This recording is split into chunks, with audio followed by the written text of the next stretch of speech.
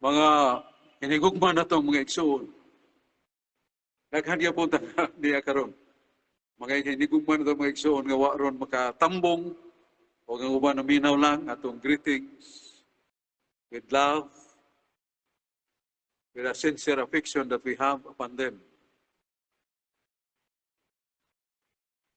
Una sa tanan ako'y ipaambit may tungod sa revelation. Doon nga lag revelasyo mandato. Kanang pagpadayag sa Diyos sa iyang pagkasiya, pinagi sa kinayahan, sa kalibutan. Mailhan siya pinagi sa nagpalibot na to nga kinaiyahan. Muna sa Salmo 19:1, mingon ng salmista David nga handa ang langit, ang mga bituon, mga planeta sa ilang katahom. Nagtugan nga dunay makagahom nga magbubuhat. Mo ng Diyos. Mo na nga nato revelasyon mundato, revelation of the mundane or the nature. Ikaduha dunay nganlan og revelasyon supernaturalis. Nasa 1 Timoteo 3:16.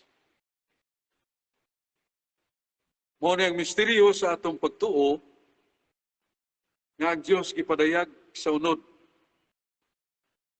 Gipakamatarong sa Espiritu, nakita sa mga manulunda, iwaling ang ngalan sa kalibutan, o tibok kalibutan misunod kaniya. Kinsa man siya? Wala mao si Kristo. San Mateo 24:47-48, mingon si Jesus ang akong ngalan, igawali, igasangyaw sa tibok kalibutan. Ang akong sugo ang pagkinulsol sa tanang katawhan. So si Kristo ni. Yan lang nag-supernatural revelation because that is beyond the human power or the human nature of manifesting Christ as He is. Nga doon na siya lawas, nakita, nadungog yung tingog, nakahimo siya og daghang katingalahan.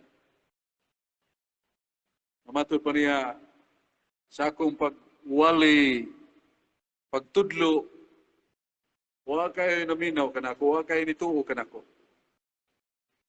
Pero nang naghimo ko og milagro, daghan ang nagsunod, mituo. Sa dakong kadasig pagdawat kanako.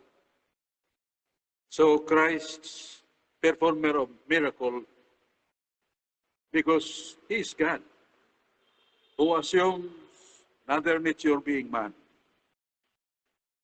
Yan na revelasyo sanctificantes. Mao na ang gahom sa grasya ni Kristo nga atong mabasa sa Buhat 11:15.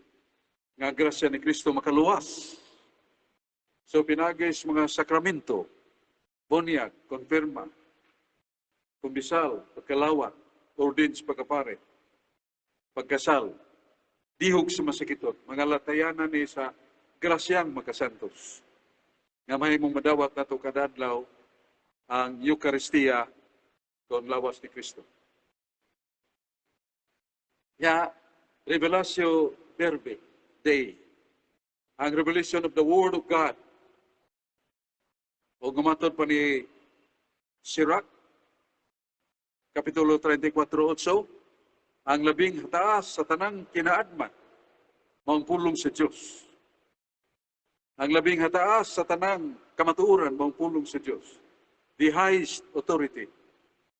Because within the revelation of the Word of God, inspired, there accompanies the divine second person, Verbum Dei. Ang inganlan na ito, pulong na mong Diyos, na mong si Kristo. Nagauban sa mga pulong nga atong madungog mabasa sa Sagrada Scriptura Balaang Kasulatan. O gani, makapaibong na ito kay sa Catechism of the Catholic Church, paragraph 86, 88. ang pulong sa Diyos labaw kaysa magisteryo. Ang magisteryo alagad lang sa pulong sa Diyos. Kinsa ng magisteryo? Ang Santo Papa, uban sa mga pinialan ng mga obispo nga mo padayag sa kadugma. But yet, the Word of God is superior to the magisterium, and magisterium is its servant to the Word of God. Labaw ang pulong sa Diyos sa magisterium. Ang magisterium alagad lamang sa pulong sa Diyos. CCC, Catholic Catechism,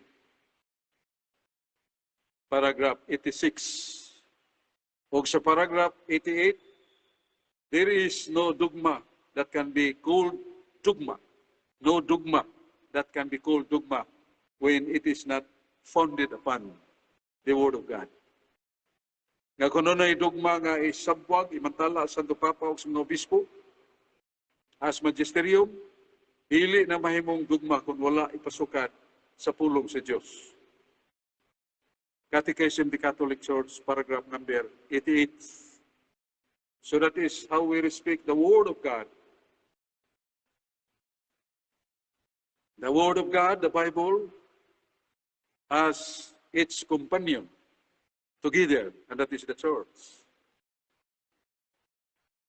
Muna nga, sa mubo kayong pagpaampit ninyo karong gabi na, nga itong ituboy ang pulong sa Diyos. Ang itudlo ni San Pablo, 1 Corinto 14:37. Ang akong gisuwat, dili ni ako, gitudlo ni Jesus kanako. Isultin San Pablo sa 1 Timoteo kapitulo 1:17. Ikaw o Diyos, naghari sa mga katuigan, ikaw o Diyos, Espiritu, ikaw o Diyos, dili mamatay. Pulong na San Pablo, matod pa niya, pulong na sa Diyos. 1 Timoteo 6:16, ikaw o Diyos, ang bugtong na dili mamatay. You are God, the only one who cannot die. You are the only one who cannot die. That is the Word of God. That is revelation of God. And no one, even how bright he is, can dissent or can contradict the Word of God without committing error. Isagon sa kamakinadmanon sa tao, ang musupak sa pulong sa Diyos, dili buwat ang sala kung siya magasupak sa pulong sa Diyos. O ang Biblia nagpahibaw ka nato sa katataw o klaro kayo. Nga usara ka persona si Kristo, they are not two persons. 1 Corinto 1:13, usara ka Kristo. O diha kang Kristo, ang kinaiya, 1 Corinto 15:3. Gihatag na nako kaninyo may balita nga si Kristo namatay og nabanhaw.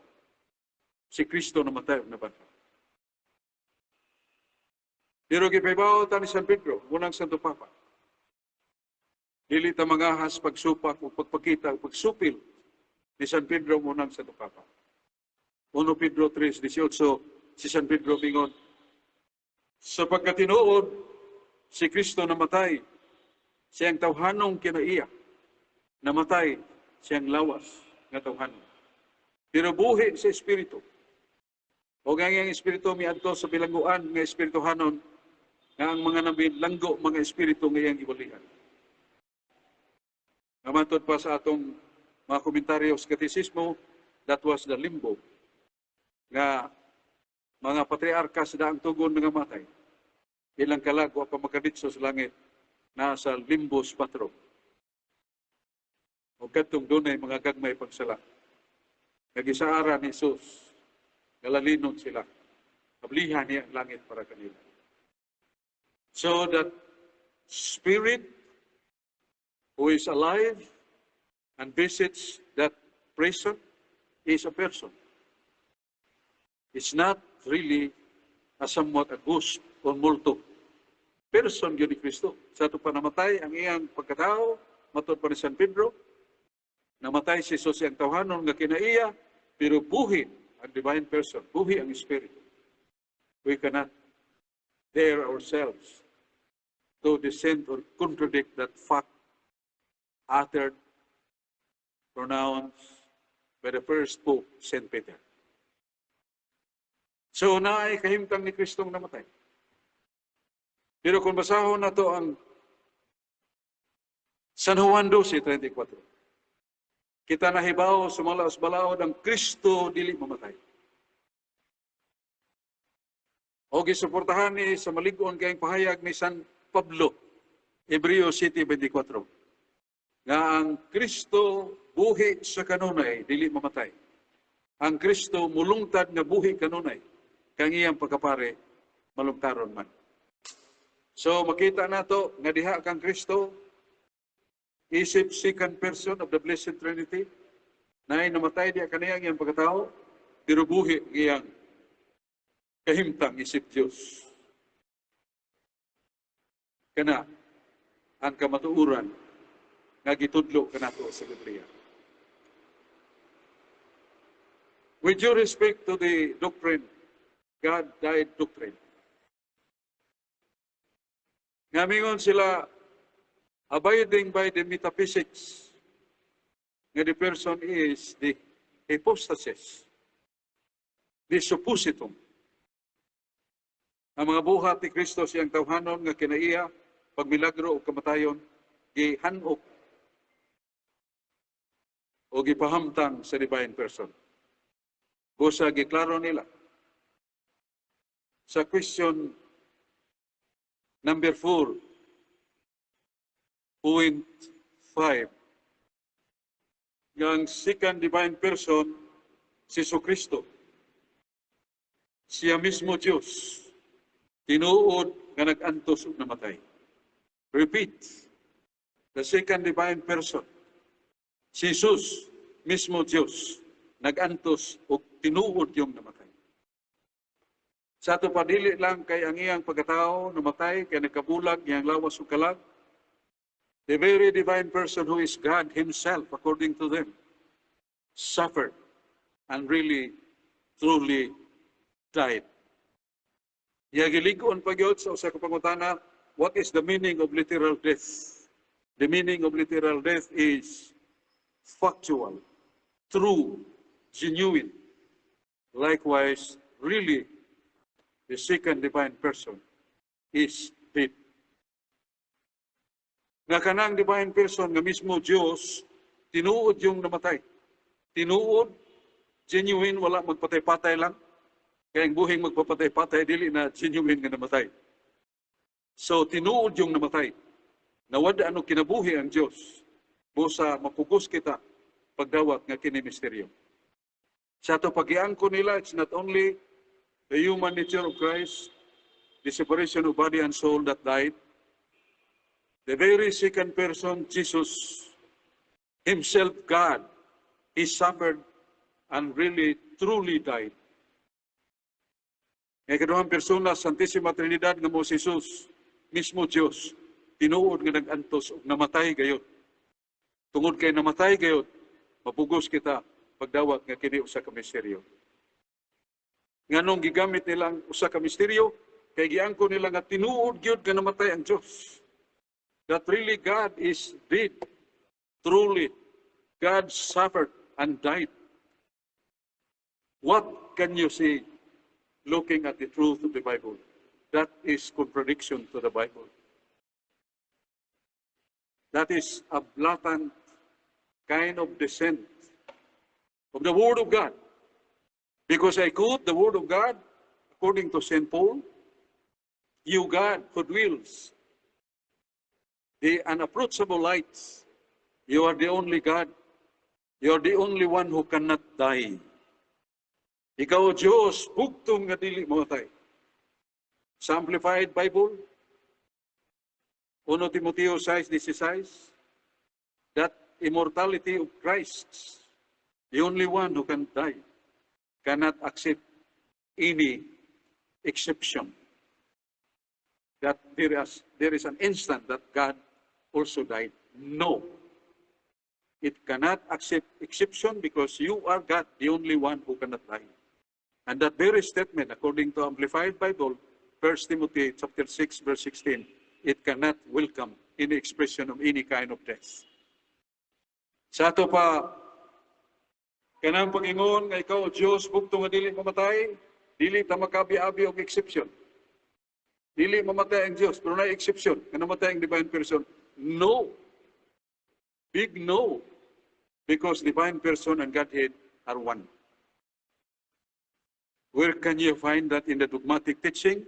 Teaching of the Catholic Church, page 85. At the same time, the person and the nature of God are one and the same reality. One and the same reality. Nga kanang Diyos o pagka-Diyos o Sara. O Sara kapag kamao, dili duha, dili nimo malangkat, dili mo malaksi, dili mo malaksi ang kainit o kahayag sa adlaw. No, you cannot do it. Dili nimo malaksi o malain ang divine, ang Godhead o ang divine person because they are only one. Sa page 144, Fundamentals Catholic Dogma, Christ does not bear Godhead. Really, He is God. Ang Kristo, wala magpasan, wala magdala sa pagka-Diyos. Siya mismo Diyos. The divine person is God. And Godhead is upon Him that cannot be separated from Him.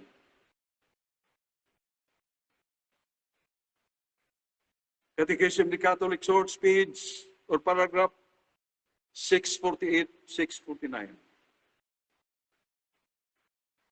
The actions of human nature of Christ, miracle, and suffering and death are attributed to divine person. So they concluded that divine person also died. No. 649 says. Catechism of the Catholic Church, page or paragraph 649. The Church confuses that Godhead and human nature of Christ are inseparable. Nga ang pagka-Diyos o pagkatao ni Kristo dili magkabulag when He became man without ceasing being God. Sa dihang nagpagkatao siya, wala mawala ang iyang pagka-Diyos. 649. St. John Chrysostom proclaims the Christ crucified. St. John Chrysostom proclaims the Lord that was crucified. He said, "You are Lord, and you are immortal." 649 of Catechism, the Catholic Church. Si San Juan Crisostomo, samtang nagtanaw sa hulagway nga Kristo nga gilansang. Siya mingon, ikaw o Ginoo, dili ka mamatay. You are immortal. So, you cannot make any cells in order to justify God died literal. Walay taming nga makasalipod o manalipod kaninyo sa pag-ingon ninyo nga God died literal, nga namatay ang Diyos o kay namatay, dili sa immortal. Si San Juan Crisostomo, mutudlo ka na to. Catechism of the Catholic Church, paragraph 649. O unsay tinuod nga namatay, nasa Catechism of the Catholic Church, 848, 849. The Holy Spirit effects His power to resurrect the dead body of Christ. Ang Espiritu Santo mao naghatag siyang gahom nga mabanhaw si Jesus. Nabanhaw iyang lawas nga patay. Kinsay namatay, iyang lawas ni Kristo namatay. 849 says, and Jesus gave His power to give life His dead body by His power of resurrection. Si Kristo Jesus mo mismo nagbanhaw siyang patay nga lawas. Kung saan siya'y tinuod nga namatay, ang lawas ni Kristo, dili ang iyang pagka-Diyos, dili ang iyang divine person. Kaya ang divine person, buhi kanunay, bisan namatay niya yung lawas. Nagbulag ang kalag og lawas. Pero ang divine person ni gunit, ni hupot. Sa nagkabulag niya ang lawas o kalag. 6:26. O bisan gilupong na ang lawas ni Jesus, mikuyog ang divine person, nga nagunit siyang lawas o kalag. All possesses or assumes, all action words, there must be leading doer. And that very doer is the divine person who holds the body and soul, his body and soul separated temporarily by death. Meaning, the divine person is alive while his human body is dead or died. Munong ako mga kaigsunan.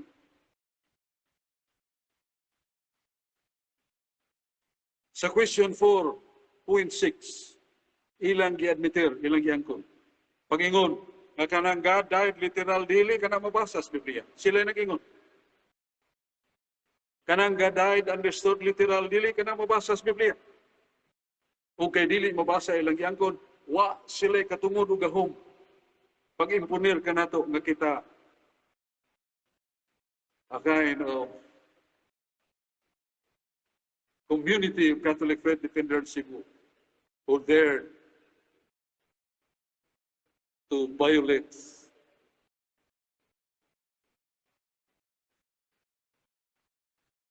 the rules and the aims of the Catholic Faith Defenders nationally. It is not true. Wa kami makasupak og dogma. Kay giangko na ninyo nga dili mabasa kanang God died understood literal. Dili mabasa kanang God died literal, dili mabasa. O kay dili mabasa kanang inyong gipaninguha sa pag-impunir o somewhat, quote-unquote, penalty upon us. That is useless. Because that is not a dogma. You admitted that is not a dogma. That is a new doctrine that appeared in these modern times.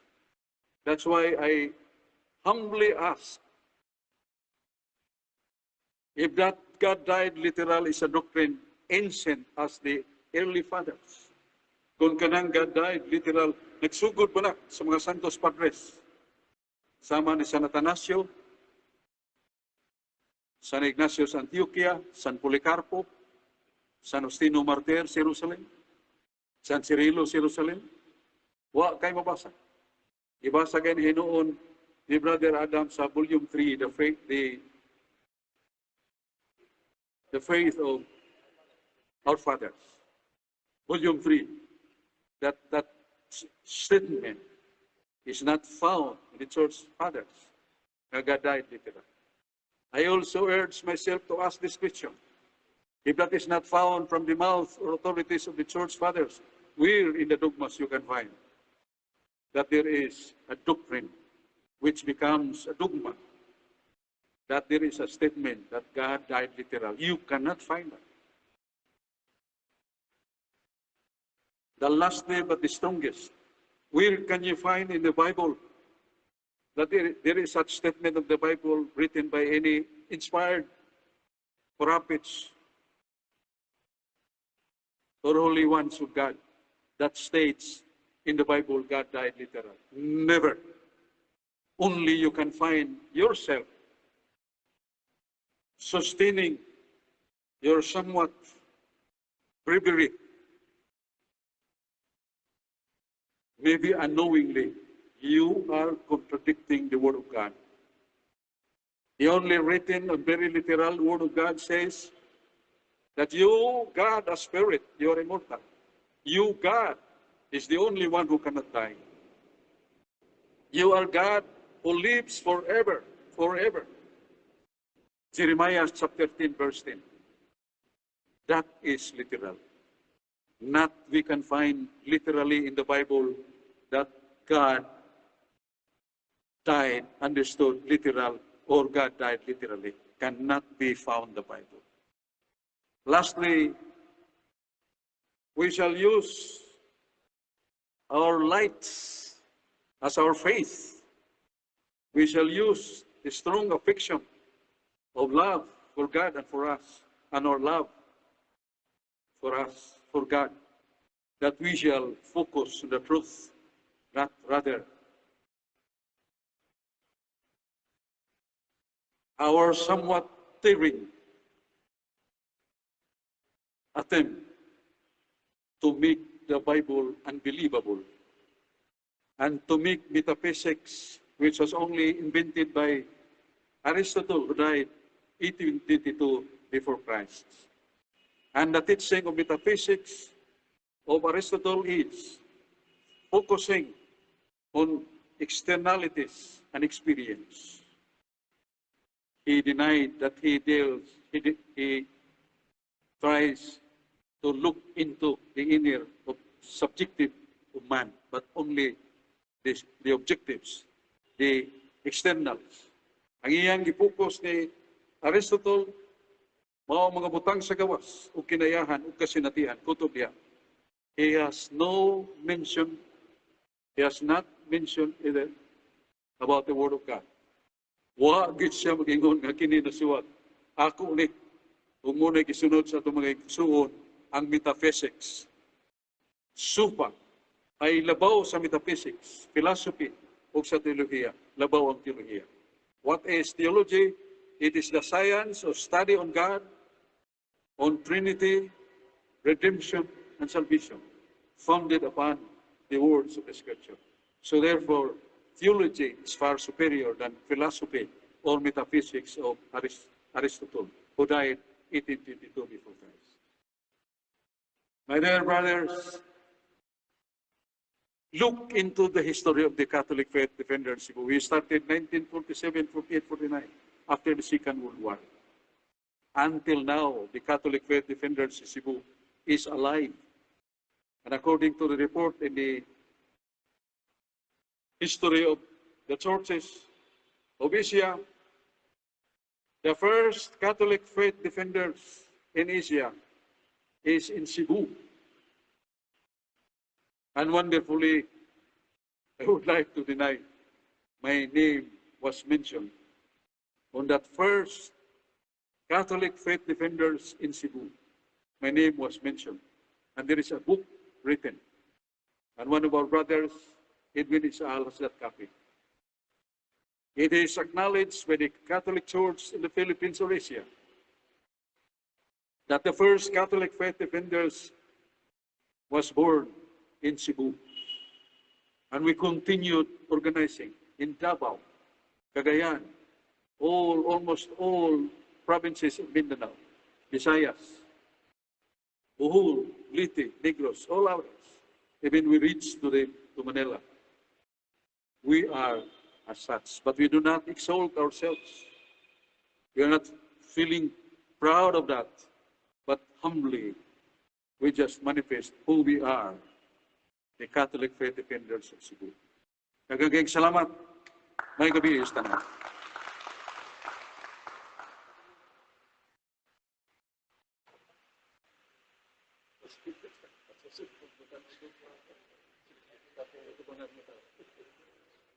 Ang gabi, no? Kuhan ako sa rin ito pangupahan. Ako bang kuhan mo sa radyo ba nga? Itong, sa ito'y kuhan natin yun sa ito mo pagkalaki ito. Salmo 119. Salmo 119.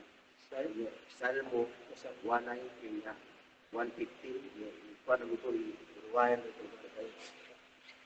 Ayan na, hindi pumunta na ng Salmo 119, Versículo 15, versikulo 155. Narigon ang Diyos, ang tao na magpalayo sa akong mga sugo, hindi yun mag-aangkon ng kaluwasan.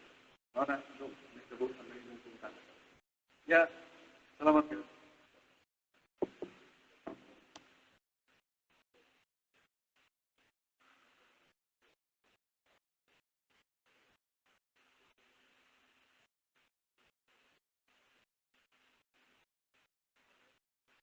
Sa ngalan sumahan, o sa anak o sa Espiritu Santo. Amen. Ginoong Diyos, lagi itong amahan, salamat sa imong gugma, salamat sa imong kayo, panalangini kaming tanan. Mga Catholic Faith Defenders, nga nininguha, pagsapwa, pagbalita, sa imong may balita, o pagpanalipod sama ni San Pablo Bingon sa Filipos 1:16. Kung ipili sa Dios nga manalipod sa iyang maayong balita. Kinautunta nga kita manalipod sa iyang maayong balita. Manalipod kita sa doktrina may tungod sa Dios, on God, o the divine person. Kaya salamat, Diyos, lagi itong amahan. Sa ngalan sa mga, sa Anak, o sa Espiritu Santo. Amen.